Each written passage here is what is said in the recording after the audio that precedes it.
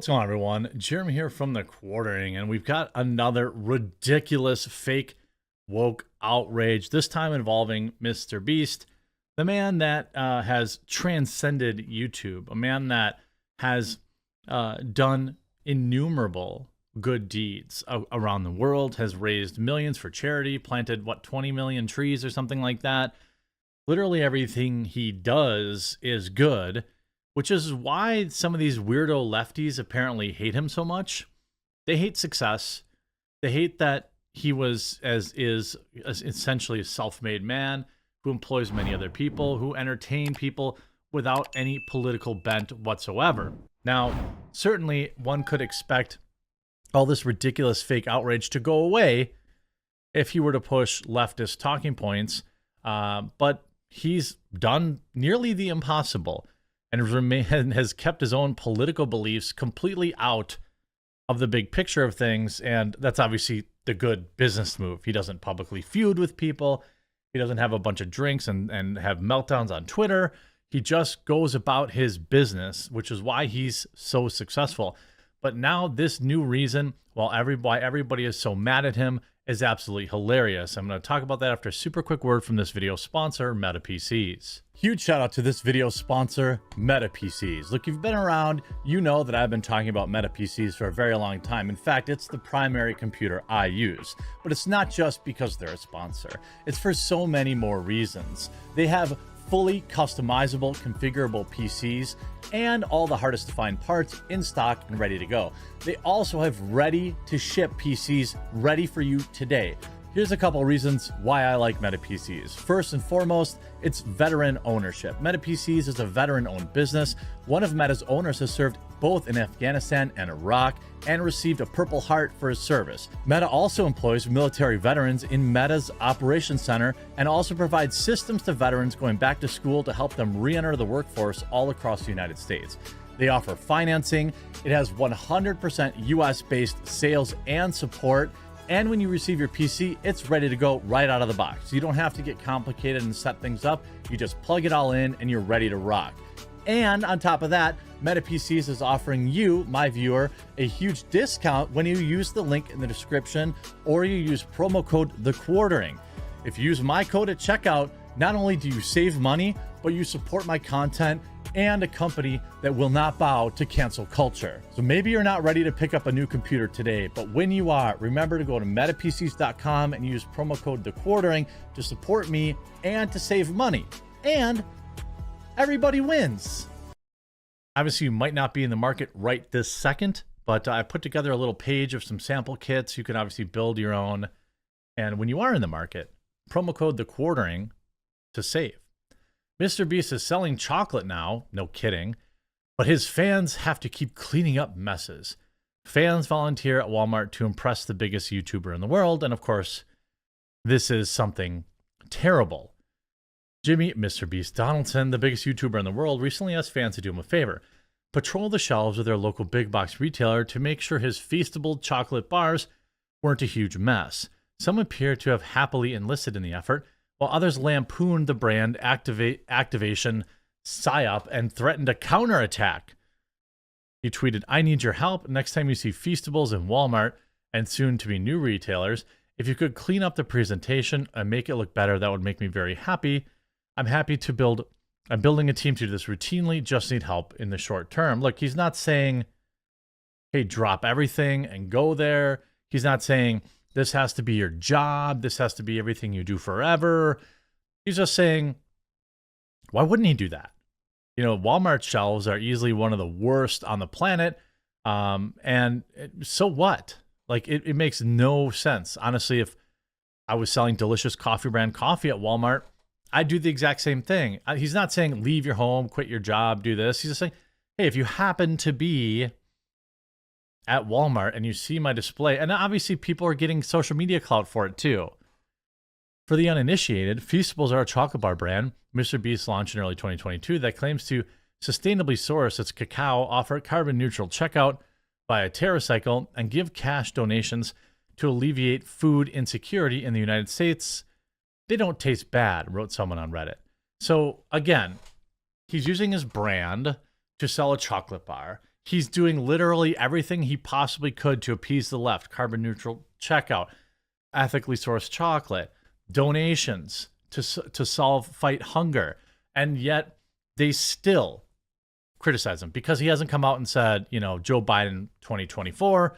I am sure. Some fans immediately went into cleanup mode, responding down thread with apparent pictures of themselves being very weird. I was at Walmart and I saw your chocolate bars, a self-described business mogul who goes by Lone Wolf wrote on Twitter. I fixed them properly, anything for the team. I even bought a chocolate sea salt one. So what? They were far from the only one. We got you covered in Santan Valley, Arizona. Walmart, another person wrote. It wasn't in terrible shape, but Walmart in Marion, Indiana is good for now, wrote a third. Others who weren't volunteering at the largest company in the world rushed to compliment Mr. Beast on an incredibly savvy business move. Brilliant. Crowdsourcing the cleanup tweeted, reluctant carnivore and Justin Rhodes. I think creator brands will dominate shelf space this decade. Well, I don't know about all that, but I do know that it was a brilliant business move, and he's not forcing anyone to do it, and no one absolutely has to do it. And on the other side, you see 1,000-yard stare. Mr. Beast, I will continue destroying your chocolate displays until you pay me $100,000. And he went to several stores to wreck his chocolate displays and then demand $100,000. And this got 70,000 likes. This is like,